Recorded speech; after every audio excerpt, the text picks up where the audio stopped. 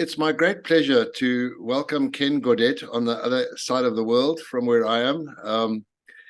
Ken is a fellow Rhodesian Light Infantry veteran, and I've been wanting to interview him for a very long time, and finally managed to get hold of him. Ken, I'm quite interested to hear a little bit about, obviously a lot about your background. I'd like to hear about your time in Vietnam and how you got to join the RLI and your adventures after that. So without further ado, brother, I'm going to hand over to you. Okay. I joined the U.S. Army at the age of 18, right after high school in 1968, and went through the basic training, advanced individual training, went through parachute training, and then I was sent to NCO school, which was a 3-month course. And we were specifically designed to be ready for a combat unit upon completion and graduation.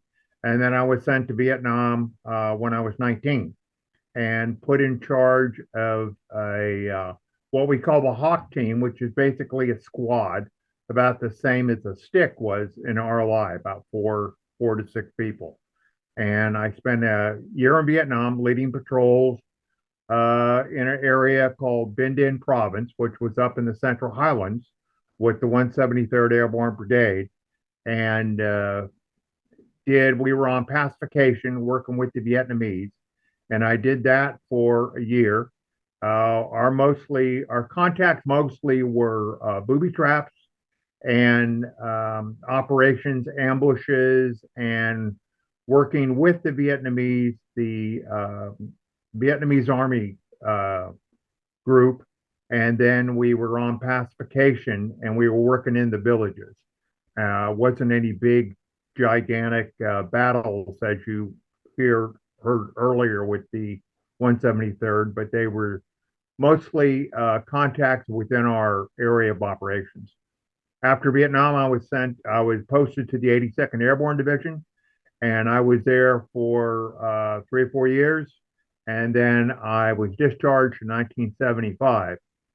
Around 1975, I'd say 1976, I responded to an ad in, of course, Soldier Fortune magazine for application for the Rhodesian Army.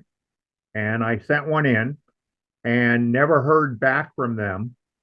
And so I went back to my job in San Francisco, working as a pipe fitter, working in the shipyards. And then the shipyards got to the point that we were only getting ships in 3 or 4 months out of the year. So I had an extra long vacation and I went over to South Africa. I had been in contact with the correspondent Al Venter. Ken, sorry, before you leave Vietnam completely, Okay. I see in your resume here that you have 2 bronze stars and Correct. Right. a Purple Heart. Yeah. Do you want to tell us a little bit about that, please? As the U.S. Army, we have a lot of decorations and things that are in Vietnam. You have the normal awards that are given by the Vietnamese, and then the U.S. Army, as a sergeant in NCO, you could get a Bronze Star for valor. That's with the B device, or you can get them for merit, for meritorious achievement. So for the year that I was in the 173rd, I was awarded 2 Bronze Stars. They're basically on a 6-month. Every 6 months, you're put in for awards and decorations. I was also given a Purple Heart for a wounded. I was hit in the leg by fragmentation grenades from booby traps and things like that. You go to the medics, you're put on a roll, nominal roll, and then when you leave country, you're awarded the Purple Heart. So I have that. But I'd say the most prestigious award that I received in Vietnam was the Combat Infantryman's Badge, which is what we wore above all our awards and decorations. That is only given to those with the infantry MOS, and that's probably what we look at as the highest not the highest, but the most prestigious award among the combat veterans. And in my unit, a majority of people, the NCOs were given Bronze Stars, the officers got Silver Stars, the enlisted men got Army Commendation Medals with valor, some for meritorious achievements, and that's just the. And in my unit, being an airborne unit, we were all awarded the Air Medal. As far as I can understand, the Combat Infantry Badge was only awarded to men below field rank. In other words, below major. I think a major is right. a field rank. Major, anything captain, below colonel, like colonel. Okay. You had to Right. have an infantry MOS or mortars MOS, special forces MOS.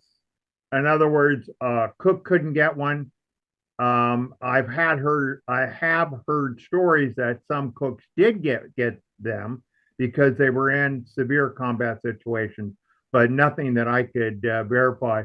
You were supposed to be put in for it after 30 days in country. I received mine after 14 days in country Wow. because of the operations that we were on.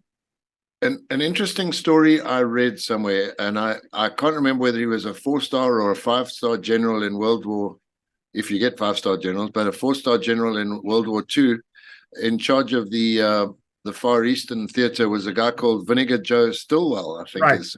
Yeah. Right. And Vinegar Joe apparently was on his deathbed, and they asked him if he had any last requests. And he said, he's won just about every award that there is to win. And as a final dying wish, he wished he had a combat infantry badge. Right. And apparently they had to have a special sitting of Congress or whatever, the Senate or whatever, to approve Vinegar Joe Stilwell's combat infantry badge. And apparently they had it made and put it next to his bed, and he turned over and looked at it and smiled and died. Right. It's as a 19-year-old sergeant, it was receiving when you get your CIB, it's the big thing. The first thing you do is you go to the tailor, you get sewn on your uniform, and you're you immediately can make an equivalent to seeing a guy that's been on, say, 4 or 5 bush trips. Right. That's, and the same feeling I had when I went into the RLI was seeing these guys with 20 and 30 combat jumps. It was just, it's really a big thing within our status. So Yeah. 4 months, 2 months later, I would get a guy coming into my unit, and the first thing he would look at, he would see that I had a CIB. I was awarded my CIB over 52 years ago. So it is, and it's still one of our most coveted decorations. Right. I see you have Republic of Vietnam campaign 3 stars. What's that about? Right. Those are what they call campaigns for battle stars. They might be a 4-month campaign like the Spring Offensive or the different participation of an area that you're in. We were under pacification, so that's one.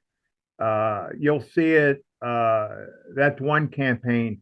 That's a ribbon that's yellow with 3 red stripes, green on the sides, and in the center will be a little tiny campaign star. Okay. That's in it, and that's one of the ones that usually it's awarded by the Vietnamese government. Okay. Sorry to interrupt you earlier, Ken. You were Sure, no talking problem. about the shipyards Right. Well, when after Vietnam, I worked around the country and worked as a pipe fitter, which is basically a plumber. And I was working in the shipyards in San Francisco. We had contracts with a lot of Navy ships, and we had a lot of good jobs for a long time, for almost many years after Vietnam. And we would get the contract for up to 10 months. So we were working. We weren't laid off. We were doing a lot of work for the majority of the year. And then we started to get layoffs and the contracts were taken away. So I had some time on my hands, and I had been following Soldier Fortune magazine, and I'd put in there, I'm always looking for any interesting work in the line of soldiering. And I did apply, as I said, the Rhodesian service packet, and I sent it in, but I never heard back from Salisbury. I never heard. There was no return to me, so I didn't follow up on it. Later on, I found out that a lot of U.S. mail was being was being not forwarded to people who were trying to get over to Rhodesia. So I had about a year off, and I took a trip to South Africa, and I contacted with my friend Al Venter, with the guy, the journalist, and he was going to set me up with contacts and with people, with farmers. So I went over and I went down to the local Army Navy store and bought some knives and things like that to take over with me for trade. And I spent a week down in South Africa. And then he said, okay, you going, I got to go up to Rhodesia and I'm going to spend some time up there. I said, maybe I'll do some farm security work and that type of stuff. So this was at that time about a week before when Bishop Muzorewa was elected. Okay. So I went up and I took the convoy up to Bulawayo, and then I took the train into Salisbury, and Muzorewa was elected. And Al Venter had coordinated with me to have some RLI guys come and pick me up and take me to Cranbourne Barracks, take me to the barracks. So they had just come back from a bush trip, and we had a great piss up, a great time. I got to meet these guys, and I said, "Man, this is really this is something. This is a great deal. It was a good deal." And they said, "Well, you ought to come on and join because we're probably going to change governments in another at the end of the year and all these other things." I said, "Well, I don't know. I have to go back to California, and we'll see what happens." And the next day, I went down to the recruiter, and the recruiter says, "We have all your information." I sent them all my qualifying schools and all the other stuff that I had sent them originally 4 or 5 years before. And they said, "We just been waiting for you to show up. And we responded back to you, but you never returned our postage." So I said, "Okay." I said, "Sounds good." So the recruiter looks at me and he goes, "Well, we can either place you in the RLI, SAS, or Gray Scouts." And I said, "I don't ride horses. I'm not a horse guy." And I said, "I'm in no shape, any shape or form to be an SAS." So he said, "Okay." Sent me out to RLI again to have a interview with Major Cooper. And Major Cooper interviewed me, and I showed him my schools I went through, my qualifications, my rank, everything, same thing I sent you. And he said, "Okay, I will put you in. We have a intake that is passing out in 2 weeks." That was intake 163. And he goes, "We'll put you in that." I said, "Sounds good." I had no idea what I was getting into because it's the British system. And yes, I was a sergeant in the American Army, but there are big differences I didn't understand the drill. I didn't understand the commands. There was a lot of things that I just shut my mouth and just listened to. So I went into training troop, and great guys in Yellow Squad. They really helped me along. They showed me how to take apart an FN, which was the first time I ever seen an FN, and I got that quickly. And I helped them with some of their classes. They were trying to figure out booby traps. They had a class on booby traps, and I said, "I got a lot of I'm very familiar with the booby trap system that the Viet Cong used." So I gave them little hints and stuff like that. Made good friends. And then we went to I guess they called it the battle course. And so we went to the last week and went through that, and that was good. That was a lot of fun. And I fixed one of their Mag 58 machine guns, so we would fire an automatic with blanks. I took off the suppressor and I fixed a blank round so it would fire through and they didn't have to put an adapter on it. And that scared the crap out of the instructors because it was now firing automatic as opposed to just regular single shot. And again, it was trying to get along. And the recruiter told me I could get Lance Corporal as soon as I passed out of training troop. So I said, well, I really wasn't interested in a rank system. I said, I'm happy just being a trooper. So then I was going to Sport Commando. And when we got Sport Commando, Colonel Major Henson, who's you guys have interviewed, he interviewed me and he put me in Recce Troop, which there were a lot of foreigners in Recce Troop. And my troop officer was John Coleman, who was also an American Vietnam veteran. And John and I we got along great, and it worked out really good. And I spent my whole time in Recce Troop. And we got 2 weeks later after that, we went on our first bush trip. And well, it was about a 6 week bush trip. And I couldn't wait to go to parachute school. And Lieutenant Coleman put me in parachute school. At that time, I'd already been I'd been a jump master in 82nd Airborne. I had my senior parachute wings in 82nd Airborne. And so I was, very familiar with the parachute system and went to paracourse, graduated with my Rhodesian jump wings, and then went back to Recce Troop. And we had a couple more courses that we were going to in advanced marksmanship training. Some of our sergeants had been trained as snipers, and they came along and passed the training back to us. During this time, this was, I'm going to say, June or July of 1979.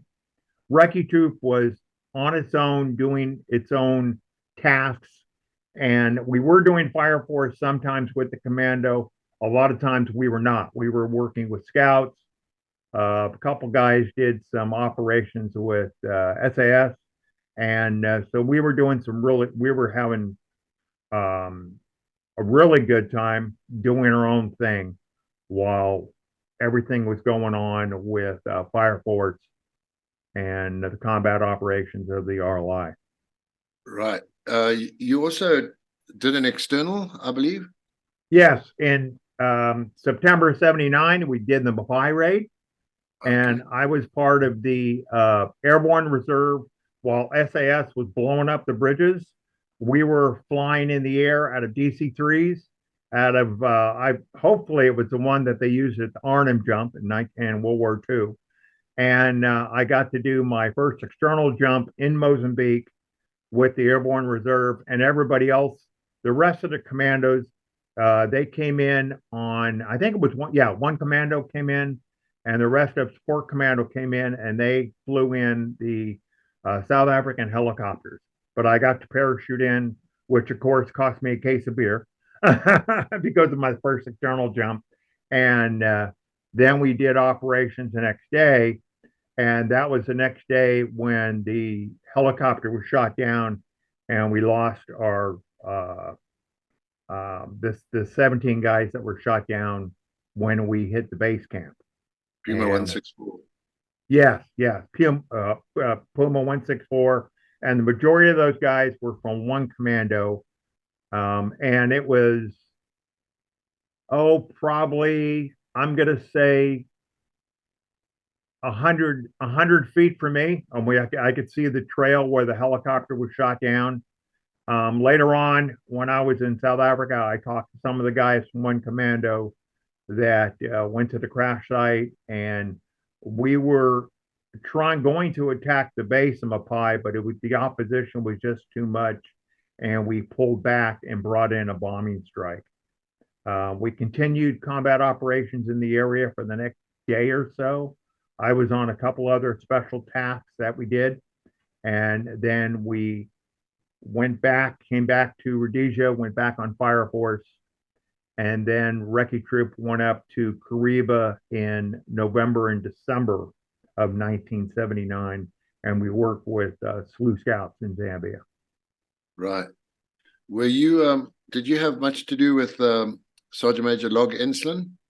Yes and no. He was the CSM of the commando. And I always thought that he didn't like foreigners. And I found out a couple years ago that I was mistaken on that. He did like us. He just didn't. He just had enough of his hands full taking care of everybody else. Now in Recce Troop at that time, we had our own command sergeant major. We were with Sergeant Major Crocamp, who was a Slough Scout legend. He came and was our troop command sergeant major, which was, I wouldn't say unheard of, but he was, and he got us a lot of really great operations with scouts. And so I worked with Sergeant Major Crocamp for probably 3.5 years. Wow. Because he came down to 44 in South Africa with us. I knew Dennis quite well. He was part of our regimental association in Cape Town. So we got to spend many years of fellowship together with him, and I was really heartbroken and very surprised when he passed away during the whole COVID thing. He was him and I. He was so close, and he had so much combat intelligence. His combat operations. The first class that I took that he gave us some tips, and it just amazed me. And I'm the guy that showed him how the M79 when we were in South Africa. And I showed him how it was used, and he loved it. And we put it on the vehicles. And as I said, it was a pleasure to work with him. In fact, he was I was a driver of his vehicle, and he was a good man. And I've got his book in one of my collections. And in his book, the picture of him, and I think it's Rex Nongo.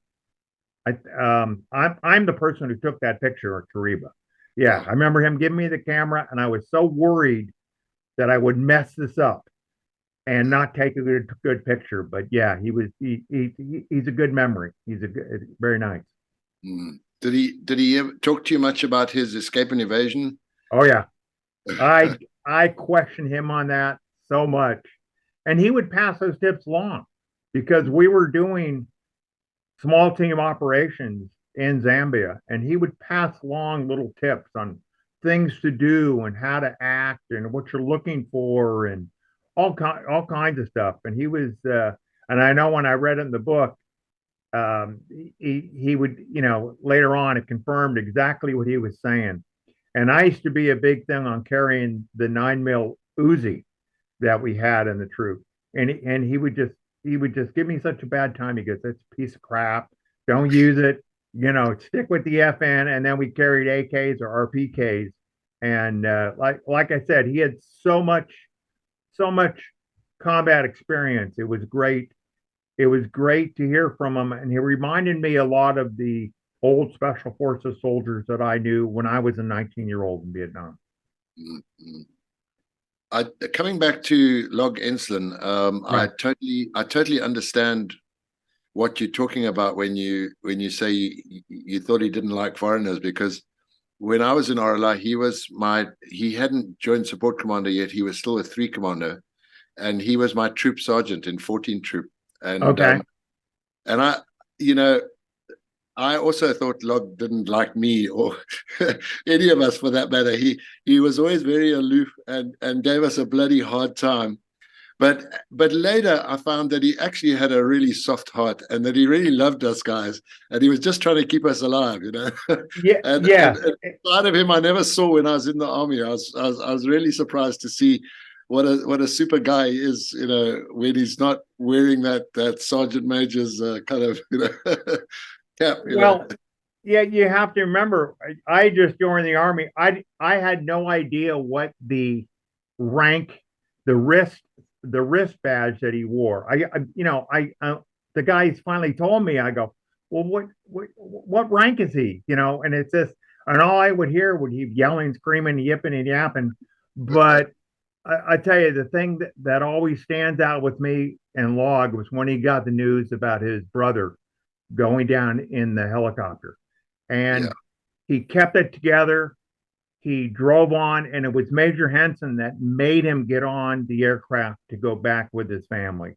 And that to me was a piece of leadership that I always remembered. And that's where you see a leader go through a tough situation, which is the same thing with Major Henson. He was one of the best uh, Fire Force commanders, and he was hilarious. But he was strictly business. He jumped on me one time about something, and I said, "Sorry, sir." And he told me the way it was, and I said, "You got it," and did the job and everything else. And that's the leadership that really excelled the whole RLI part. Yeah, yeah. You did make it to Lance Corporal. Yeah. A big difference to being a troopy. Um. Uh. Yeah, I got better food. Um. It was. It was interesting because they made me an RP for a month. This was when everything was over. Um. And this is probably May of 1980. Everything's over and everything's winding down for the RLI, and we don't know what we're going to do. So, meanwhile, the South Africans are trying to recruit us to go to 32 Battalion and to go down south. Guys are going to SAS doing the last selection course so they can go down south. And we don't really know what the next step is. Um, but there's some other things that I got the insight to that were really good at that time. I worked with Sergeant Hodson, who was a recipient of the BCR, and I had Captain Murdoch, who was another recipient of the BCR. I was there when Lieutenant Carpenter got his ear shot off and was later awarded the Bronze Cross of Rhodesia, which was it was it was an honor to be a part of those actions and to be part of those men. And yeah, Captain Murdoch promoted the last of our guys to Lance Corporal. So everybody in the troop had finally made Lance Corporal when we decided to, when everything ended. And then when I finally made the decision to go down south, then it just worked out better. It just worked out better for me. But there was a definite difference between the troopers and the NCO system. While I'm thinking about it, this is just a personal question of mine. I don't know if John Coleman told you much about his early days in the RLI. I seem to recall him joining us. I was intake 140 in training troop, and I seem to recall him also joining us only for a couple of weeks. And I had lots of interesting conversations with him. Was he in the Marine Corps? No, John was in a Ranger company in Vietnam. Okay. And he had been to NCO school, so he had been through the same training that I was in. So he knew exactly the steps that I took. Yeah, and what I didn't bring up is you have to remember I was in the U.S. Army 9 months and I was a sergeant. Right. So it's a big step. And then you're going into a combat situation and you're taking over the squads or the helping in the platoon, and everybody's looking at you and you really don't have the experience. You might have the learning, but you don't have that combat experience. So when I talked with, it was like a month, and then I realized that John Coleman was an American, was a Yank. So now if you were in 3 Commando, were you there with Katie Clark? No. He was an ex-Marine. And Hugh McCall. I know Hugh McCall, but he no, was in my unit in Vietnam. Right. Okay. And he was killed in July of 19 '79. Him and Steve Dwyer. Right. Um, and then yeah, it's and I knew very few guys in the other commandos because Recce Troop was out doing their own thing. Yeah. So it wasn't until later on that I got to meet and find and really get to know the other guys in the commandos. Yeah. Yeah. We didn't have much to do with each other because we always missed each other, and really, unless you were in training troop with somebody who Right. had joined the commando, you didn't really get to know the guys from the other commandos. Hannes Wessels wanted me to ask you a question, Ken. Sure. He was very interested to hear your perspective on the differences or similarities between the war in Vietnam and the war in Rhodesia, uh, from your perspective. I knew you were going to ask that. Okay. The main thing that I had to get used to was no booby traps. Okay. In Vietnam, you had to, I mean, we literally, when we left our compound, we had a booby trap on our front gate that we had to disarm before we left our area. And that was every patrol, everything that you're doing, everything with booby trap. You could walk 50 meters outside of your compound and the trail is booby trapped. It might be a grenade in a can or an artillery shell, or it might be, who knows, it could be three M79 rounds that are tied together and detonated. The main thing was, and John Coleman told me this on the first fire force that we were on. He looked at me and he goes, "You're going to be amazed. This is not anything like Vietnam. It's going to be fast. It's going to be keep moving forward, engage the enemy, and take them out. And if you need more bullets, we'll get you more bullets." In Vietnam, we had very restrictive ways to fire, that we can engage. Not that we had to be fired upon first, but you're more your senses are a little, I would say, heightened more in Vietnam because you're on you're on caution all the time. And Rhodesia, when you jumped um off the Alouette, yeah, you're in your stick and the enemy is running away from you, then or they're engaging you, it's just a different thing, but you don't have to worry about booby traps. Booby traps was the biggest thing. Mm-hmm. Yeah, I once had a discussion with General Leon Jacobs about what were our rules of engagement in the Rhodesian army, and he said, "What rules of engagement?" We didn't have rules of engagement. No, we take them out. It was, the enemy is there, which was really amazing. And a lot of people have asked me that. They've asked me that later on when I came back. We didn't have that restriction, wasn't there. It was the time, and I tell my Vietnam friends when we get together, it was a time to be a soldier. As a troopie and as a corporal and as an NCO, as a troopie, you really controlled your situation. I mean, you could be troopy with three other guys or with your stick. And I mean, once you're doing combat jumps, I mean, these guys are jumping, 20 and 30 times in their career. It's unheard of. In the US Army, when we do a combat jump, we get a star on our wings, a combat star. And I would relate to my guys from Vietnam. I go, I got guys, I got 30 combat jumps. It's not, it's all part of the training. It's all part of what you do. And we're jumping at 500 feet. We're not jumping at 1,200 feet in the U.S. Army. We're jumping very low. And, one thing I didn't do, I didn't wear shorts. I always wore longs, because I'm not jumping in my underwear. That was just my thing. It's not going to happen. But I don't know if you were around were you around when John Coleman got shot, got wounded real bad? No, so I was out of Okay. the I left Rhodesia in 1980, but I left the RLI in 1975. Oh, okay. Yeah, he was he was hit with AK like 5 times. So he was shot up pretty bad.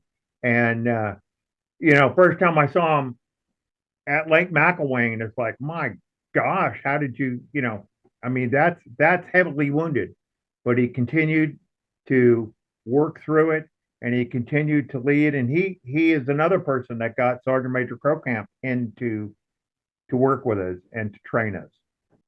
You left Rhodesia. You joined the South African Army, Ken? I was recruited by the South Africans, and it was kind of funny. We were all trying to figure out where to go. Guys were either going down, like I said, going down to South Africa with SAS. A bunch of guys left in April when the contract ended, and they were sent down to 32 Battalion. And then we were getting letters back from the guys in 32 Battalion telling us that if we come down to South Africa, bring gear with you because 32 Battalion didn't have a lot of gear. So they were trying to get something together so that they could do it. And the South Africans offered us a bonus when we joined and a bonus when we left. And we got a bonus for every day that we were across either border. So you had the SAS guys went down to Form 6 Recce. A lot of guys went down to 32 Battalion. And then went down in September of 1980, and I was recruited into 44 Parachute Brigade, and it was Sergeant Major Crocamp who recruited me for that. He came up to the RLI, visited us, and said, "Man, we're forming this new unit. It's an airborne unit. It's going to be doing these operations in Angola, and it's perfectly exactly what you're looking for, Ken." And so then I went down there with 11 of us. We all went down and we all had to go through a selection course. I was the oldest man on selection course. And that's when I was with Sergeant Major McLeese and Sergeant Major Crocamp. And we were recruited by Colonel Bradenbach, who's the guy who started the Recce Commandos. And from there, we went on combat operations. That's Peter McLeese. Was Jock Hutton's friend in the SAS, the Scotsman? Yeah. He was the guy who led the mercenaries in Angola in 1975, and he was Rhodesian SAS, then he was Special Branch, and then he came down and was picked by Colonel Bradenbach to run the selection and to lead us in combat ops in Angola and South Africa, and he was hard trainer. I mean, he was tough, but we asked him at nighttime. We would have the braais and sit around and have a beer, and we'd say, "Why are you so damn tough on us?" And he says, "I never want it to ever happen again. What happened in 1975?" And he could take each person, and we had Rhodesians, South Africans, Americans, Brits, Kiwis, all guys from different units, and he would take something that you excelled in. Like I would teach a class on laying a claymore, how to put a claymore up. Another guy would do a class on the 50 caliber machine gun. Another guy would do a class on this, and we were training the South African paras on these classes. So he knew how to use the talents that we had. Mm. And then when we went to South Africa, we were given the rank that was either above what we had in the Rhodesian Army, or it was the South African Army. I don't know how familiar you are with it. Is very structured. It's very Afrikaan. It's very tough and very well disciplined. The question I wanted to ask you about your experience in the Rhodesian Army was you did a lot of tracking and training in tracking. We had some guys that had been through the tracking course, and they would teach. I would ask them different anti-tracking techniques and what you're looking for. And I thought the Rhodesian guys that lived out on the farms, they were excellent trackers. They would, I learned a little bit about tracking when I went to what we called Raider School down in the 82nd Airborne Division and the other courses. But you can get out there and you're working with these, as Sergeant Major Crocamp, these guys that have been working two-man teams and tracking all different groups of terrors, and they would tell you what you're looking for, what exactly this track means, where they're moving, what this is. And it's skills that you just learn and you just hone. And we would pass that on to the parents that we work with, or we would pass it on to the other people that we had within our unit. Mm. When I was in 14 Troop with Tim Bax, we Sulu Scouts was still quite new, as was Fire Force. In 74, 75, it was still a new kind of. We were still learning, and Sulu Scouts experimented in trying to have their own Fire Force rather Right. than. So they took 14 Troop and seconded us to Sulu Scouts for a few months. So that they could play around. I think we had 1K car and 4G cars or something, and so it was a small little Fire Force. But I can distinctly remember the one thing that stuck in my mind was late in the evening we were doing a follow up, and this one Sulu Scout guy came to help us with the tracking, and I can remember he was barefoot, Right. and he had a khaki shirt on, khaki pants, very blonde hair, and he was carrying a bolt action 22 rifle, little 22 with, I don't know, 10 rounds in the magazine or something. Right. But apparently he could hit a running rabbit with that 22. You could hit anything with that 22 between the eyes. But as it got dark, he was on these tracks, and as it got dark and the moon started coming up, he was doing aerial tracking. He was tracking in the dark at the trot. Right. He was on the looking. run. Yeah, he was looking at the way the moon was shining on the grass, and boy, we were on the run. This guy barefoot in the middle in the night, and I was like so impressed because I thought I knew about tracking, growing up in the bush in Rhodesia, but gee, this guy was amazing.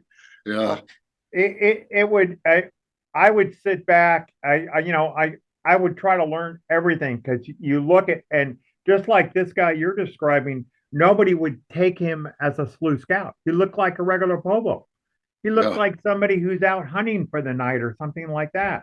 And that's when later on in my life, when I was doing security work, undercover security work, you learn to blend in.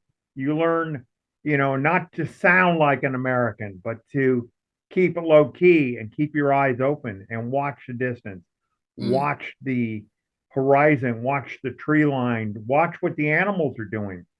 yeah, And it was the same thing. To me, Fire Force, I thought, was one of the best examples of how I wish we could have done that in Vietnam. If we could have arranged to do a Fire Force action, but we can't. But the problem with the U.S. stuff is we just get involved with all the other stuff around us, and we make too big of a deal out of it. I mean, we got to send in a battalion of Rangers or the stuff like this. I mean, luckily in Afghanistan and the other places, we've learned special forces operators work in small man teams, and yeah. they're able to work with the populace and work with the indigenous. And that's what we have finally come up with and finally realized that works. And you're not sending in 25 people, you're doing it with 3. You're doing Right. it with 4. And when I did operations with Crow Camp, it would be him and I and maybe one other person. And that was it. Yeah. And I was in Crow Camp with Crow Camp in Zambia for a number of things. And he and I were on vehicle operations in Angola, and you felt perfectly safe and perfectly, um, you knew what you were doing, and you had the perfect confidence to get the job done. And of course, the thing is to get the information back and continue the mission, and that's it. Yeah. Were you in the Pathfinder unit in South African Army? Yes, I was in fact, I mean, you said I could hold up the book. Yeah. This is the 44 Parachute Brigade book. Okay, there's That's Peter Pete, Matthews on the Pete cover there. McLeese and Captain Pete. And there, Okay, yeah, I was gosh. in the Pathfinder unit. Now, Graham Peak and I were in training troop together in RLI. Okay. Yeah. Then he probably went to SAS. Yeah. And three of us from Intec 140 RLI went across the fence to do SAS selection course. The Canadian Matt Lamb, who was later KIA, and myself and Graham Peake. Matt didn't pass that time around, but Graham Peake and I passed. And Graham and I were close, very, very close friends. I was really quite surprised that he. I left the army. I left the RLI before he went on Osby's and became a commissioned. Right. But I was the next time I saw him was at an RLI reunion up in Johannesburg, and I heard that he was the CEO of the Pathfinders. Yeah, he was one of we had a couple captains in the Pathfinder company. We had Captain Peake, and there was Captain Sumter, who came there afterwards. I was in the second selection course. I was there from September 1980 to September of 1981.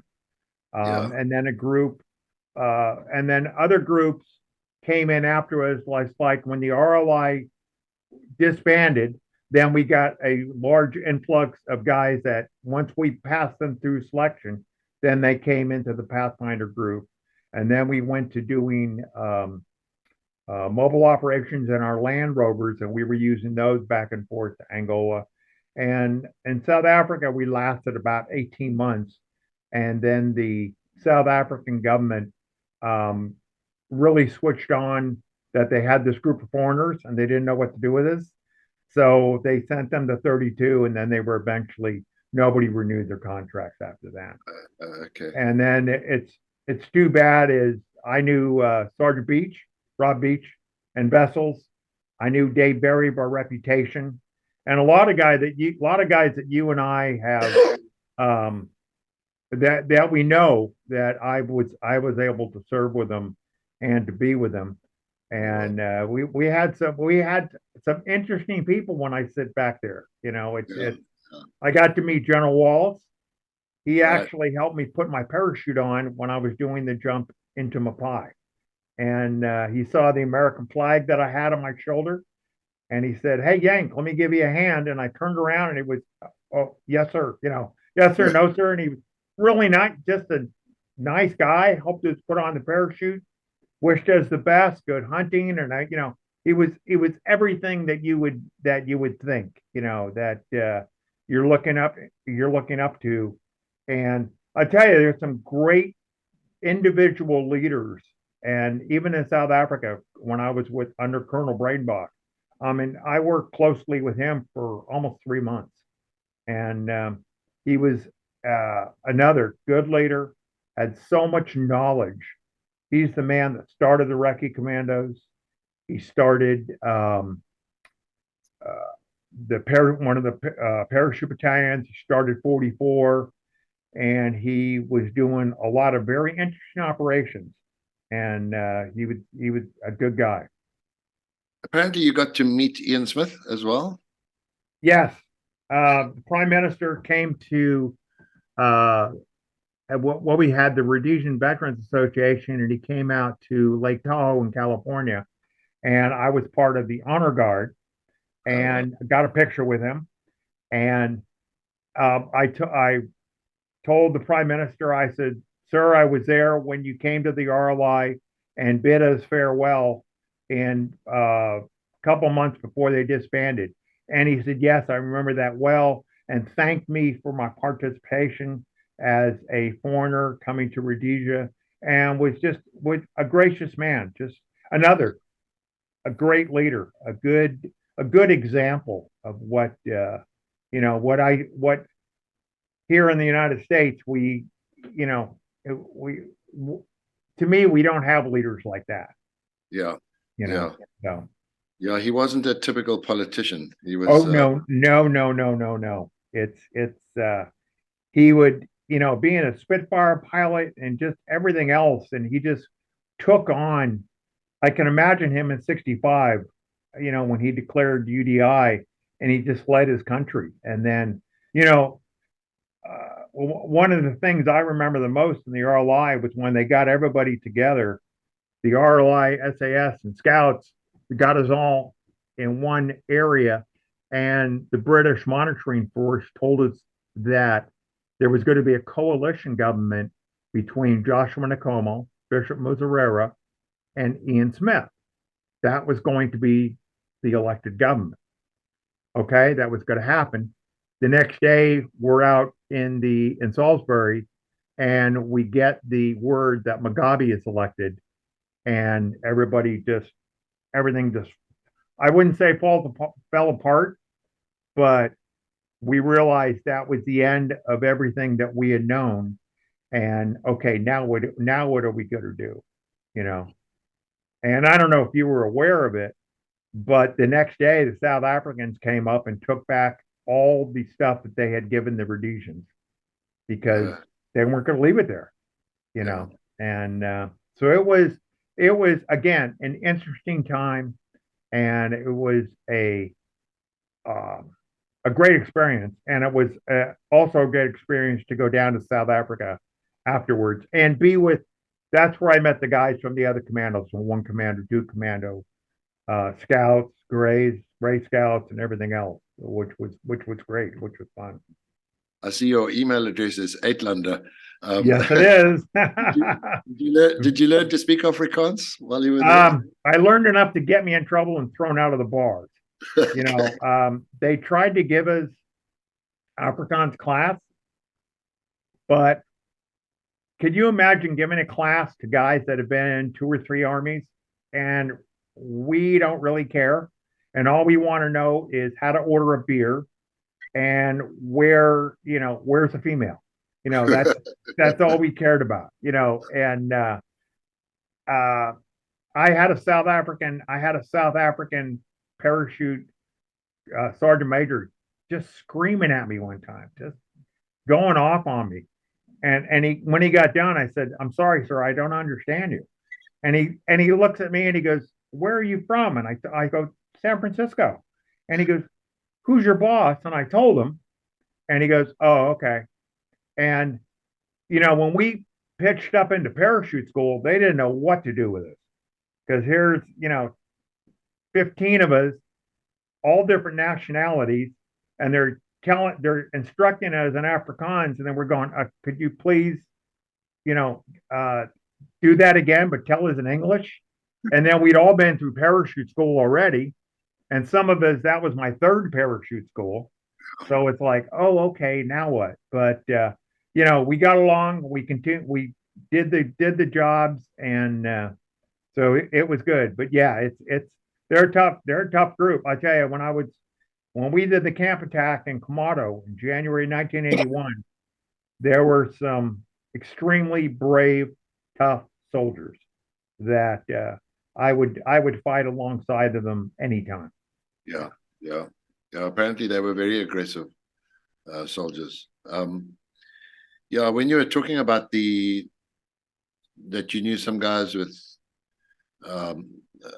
over 30 operational jumps, there were some guys who had over 60 operational jumps. I wonder where you'd put all those little stars. If you had well, yeah, well, and you knew Bob McKenzie in SAS. Bob McKenzie and I used to laugh about that all the time. We'd say, "Oh my God, these people don't understand what we'd look like." And it was. I'll see an American. I'll go to a reunion and I'll see a guy that's got combat star and stuff like that. Oh, that's really great. You jumped out of a whatever. And I said, I jumped out of a DC-3 that was used in World War II. And they looked at me and they go, "What?" I go, "Yeah." And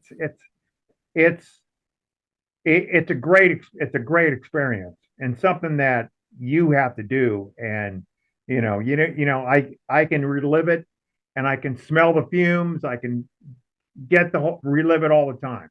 And I've written a couple articles for Soldier Fortune magazine.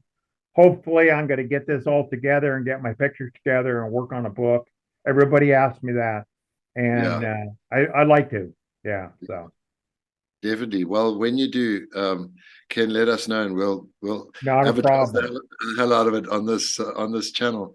Talking of that, do you have anything you want to tell us interesting about your life since those days in Africa? Well, afterwards, I came back to California. Actually, went back into their shipyard about a week later.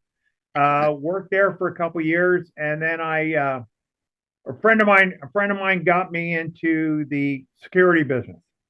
And we were doing security with uh, high clients and some what we were helping out people in need that their children were kidnapped.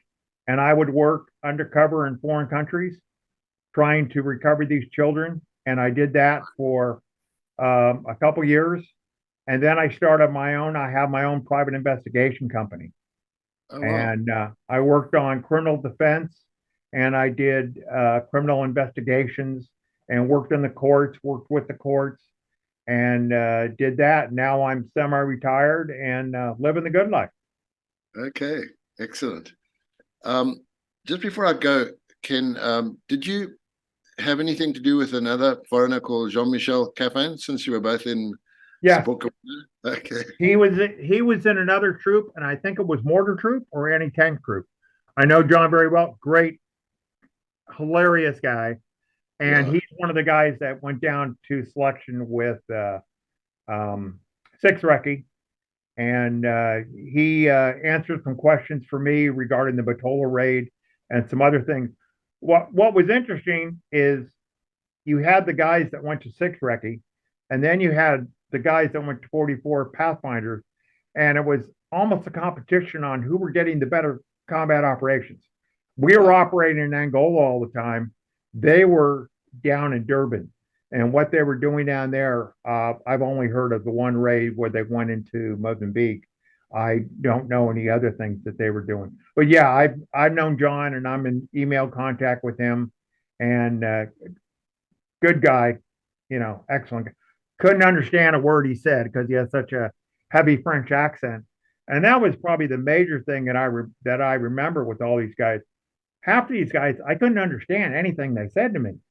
You had the Scottish and the Cockneys and things like this. And if you could see me, John, you have to remember, if you could have seen me in British drill on the drill square, they used to put me in the middle of the formation so that I could hide because it was just so confusing to me, Yeah. the way the drill formation is.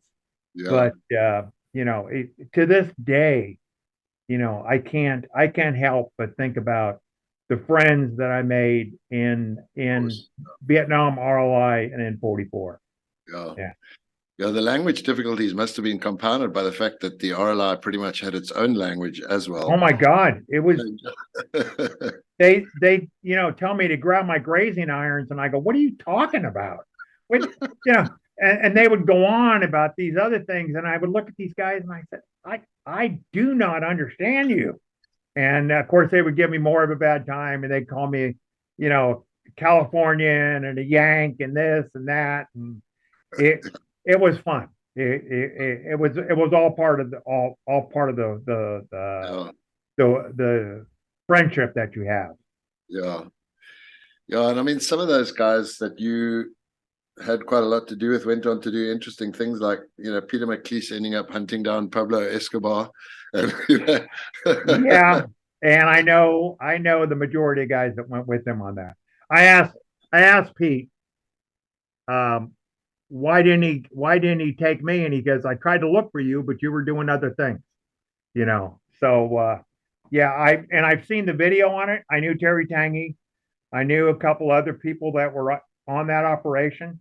Right. And again, Peter was a great motivator, um, instructor, determined. He should have got the honor cross in South Africa.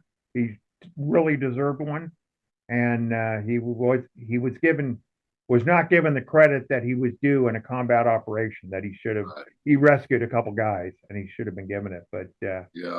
yeah, some of the other guys, I spent a lot of time with Bob McKenzie afterwards.